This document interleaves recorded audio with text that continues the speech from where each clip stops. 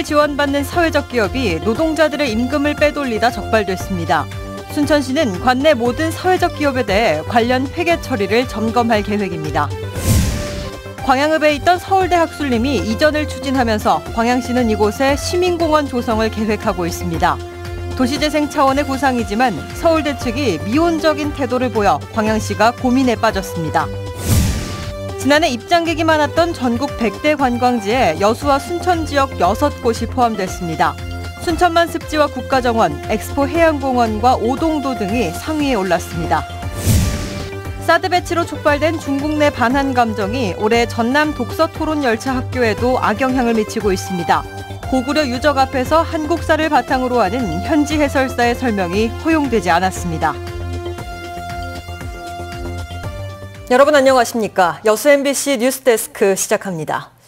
기업 운영을 통해 지역 공동체를 살리고 취약계층을 보호하자는 취지의 사회적 기업 들어보셨을 겁니다. 하지만 당국의 지원을 받으면서도 노동자의 임금을 빼돌리는 사례가 적발돼 전반적인 재점검이 필요해 보입니다. 박광수 기자가 보도합니다. 순천시로부터 예비 사회적 기업으로 지정된 구도심 중심가의 도시락 카페. 지난해 9월부터 매달 직원들의 임금 일부를 시 예산에서 지원받아왔지만 제대로 지급하지 않았습니다. 지난달 고용노동청과 지자체의 합동점검 결과 직원 월급 30%를 고정적으로 환급받아온 사실이 드러난 겁니다. 이 금액에 우리가 같이 일할 수 있겠느냐. 그래서 이게 합의하에서 그 금액을 주기로 하고 채용을 해서. 특히 이번 사례는 단속반이 해당 직원을 구두 면담하는 과정에서 우연히 확인된 것으로 마을 기업의 특성상 다른 업체에도 서류로 확인하기 힘든 지원금 유용이 만연돼 있을 가능성도 배제할 수 없습니다. 저희도 관리 감독에 대해서 부분은 통감을 하고요. 행정에서 1차적으로 한 번에 또 환수 조치가 있겠지만 또 이제 2차적인 또 제재 사항이 또 될 거고요. 사회적 기업에 지원되는 지방정부 예산은 올해 순천 지역만 모두 8억 원. 해마다 규모가 커지고 경쟁이 치열해지다 보니 시 유력층이 밀어야 지정될 수 있다는 볼멘 소리도 나오고 있습니다. 순천시는 시 예산이 지원되는 관내 10개 사회적 기업을 대상으로 다음 달부터 회계 처리를 중심으로 집중 점검을 벌이기로 했습니다. MBC 뉴스 박광수입니다. 광양시 광양읍에 있는 서울대 학술림이 조만간 옥룡면 추산시험장으로 이전을 추진 중인 것으로 알려지면서 학술림 활용 방안에 관심이 높아지고 있습니다. 광양시는 광양읍 도시재생에 맞춰 시민공원으로 조성한다는 계획이지만 서울대 측이 구체적인 답변을 내놓지 않고 있습니다. 김종태 기자입니다. 일제강점기 백운산 학술 연구를 위해 지어진 남부학술림 광양사무소. 해방 이후 학술림 임야와 사무소, 옛 관사를 서울대 측이 국유림으로 대부받아 지금까지 관리해오고 있습니다. 서울대 측은 사무소 업무와 사무 인력을 조만간 옥룡면 추산시험장으로 이전하고 기존 사무소에는 관련 인력만 배치할 계획입니다. 지역민들은 서울대 학술림이 광양읍 도심 한복판에 수십 년 동안 자리해 도시 성장을 막고 있다며 조속한 사무소 이전이나 개방을 통해 학술림 활용 방안을 찾아야 한다고 주장합니다.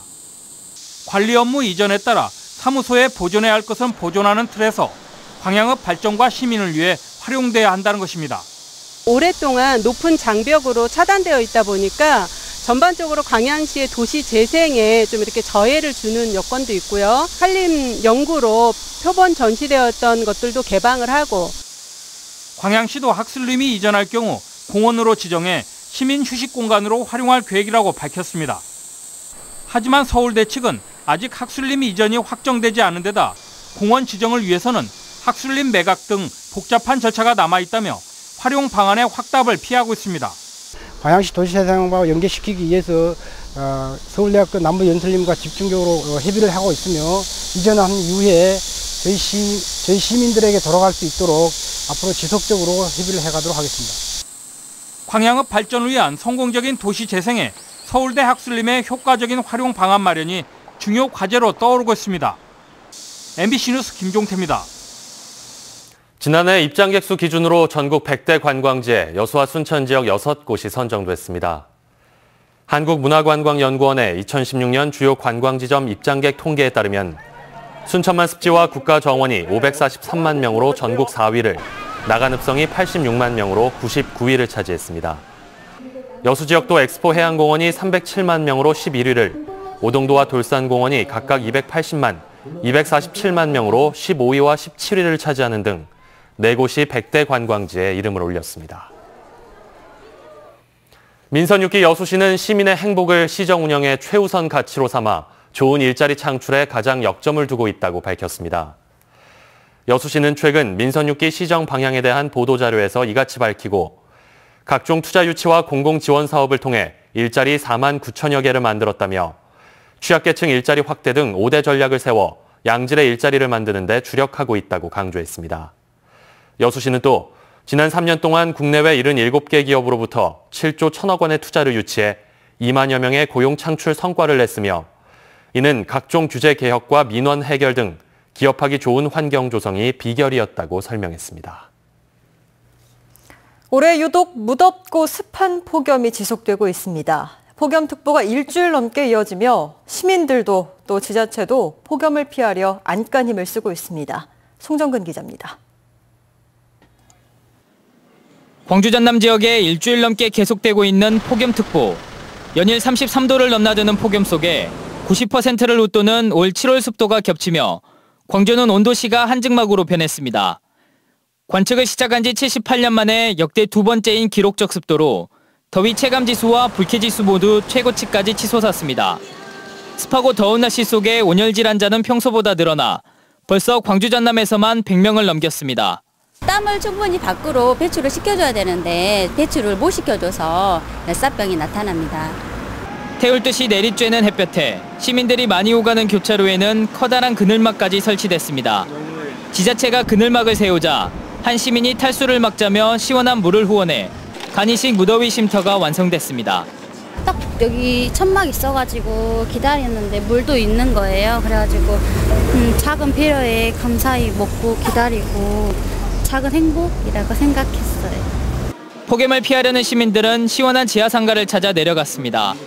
시원한 곳에 모여 장기를 두거나 지인들과 담소를 나누며 더위를 잊어봅니다. 백화점 날이 더운 게 이거 시원한 게 왔다 그 말이야. 저기 섬나무 사가지고 장기인데 알지? 거기도 시원한 게 오고. 그리 왔다 갔다 또 운동 개매도 하고 운동도 되고 우리 왔다 갔다. 한증막 속을 걷는 듯한 습하고 뜨거운 날씨 속에 지자체도 시민도 폭염과의 사투를 벌이고 있습니다. MBC 뉴스 송정근입니다. 순천시 청소년 노동인권조례가 오늘 순천시의회 본회의에 상정되지 않아 지역 시민단체들이 거세게 반발하고 나섰습니다. 전남 청소년 노동인권센터 등 지역 시민단체들은 오늘 성명을 통해 조례안 처리에 반대해온 순천 기독교 총연합회와 본회의에 상정하지 않은 시의회 측에 대해 지역 청소년들의 노동권을 외면한 행동이라며 강하게 비판했습니다. 순천시 청소년 노동인권조례는 지역 시민사회와 교계의 찬반 입장에 엇갈려 그동안 조례안 처리가 지연돼 오다 지난 21일 상임위를 통과해 오늘 본회의 상정이 예정돼 있었습니다. 광양시가 지역 청년들의 사회 참여 보장과 자립 기반 재정 지원을 위한 청년 기본 조례를 제정했습니다. 광양시는 조례를 통해 20명 이내의 청년정책위원회를 구성하고 청년 정책의 기본 방향 설정은 물론 청년 고용 확대와 청년 생활 안정 방안 등을 중점적으로 논의할 계획입니다. 광양시는 이번 조례 제정이 청년 고용 확대를 위한 시책 개발에 큰 도움이 될 것으로 기대하고 있습니다. 사드 이후 경색된 한중 관계는 전남 독서토론 열차학교에도 영향을 미쳤습니다. 최전성기 고구려의 웅장한 유적들 앞에서 한글로 이루어지는 어떠한 학술적 설명도 허용되지 않았습니다. 양현승 기자입니다.